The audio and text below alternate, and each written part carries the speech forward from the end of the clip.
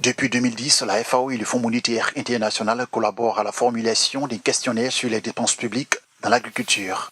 La FAO sollicite à travers un questionnaire les ministères des Finances et les organismes nationaux de statistiques de différents pays en vue de collecter et compiler des données budgétaires, en particulier celles qui portent sur les dépenses publiques consacrées à l'agriculture. En Afrique, un pays sur 3 communique leurs données. L'institution veut changer la donne. C'est tout l'enjeu de cet atelier international de renforcement des capacités sur les statistiques de finances publiques dans l'agriculture. Il s'agissait principalement de pouvoir établir le contact avec les pays.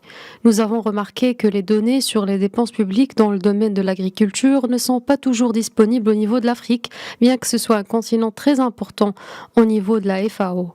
Nous avons donc tenu à organiser cet atelier pour poser les jalons en vue d'une meilleure collaboration et de meilleures données. En Afrique, l'agriculture représente 65% de l'emploi total et 32% du PIB. Dans cette partie du monde, les terres et les eaux ne peuvent pas s'étendre. La nourriture supplémentaire proviendra des gains de productivité. Pour les participants, cet atelier annonce des perspectives prometteuses pour leurs pays respectifs en particulier et pour l'Afrique en général.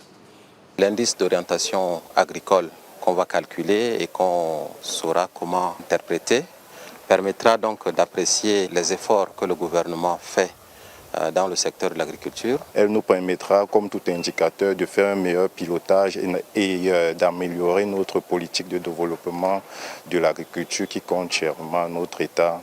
Selon l'Organisation des Nations Unies pour l'alimentation et l'agriculture, la FAO, le monde devra produire 70% de nourriture en plus pour 2,3 milliards de personnes supplémentaires d'ici 2050, tout en luttant contre la pauvreté et la faim, en utilisant plus efficacement les ressources naturelles rares et en s'adaptant au changement climatique.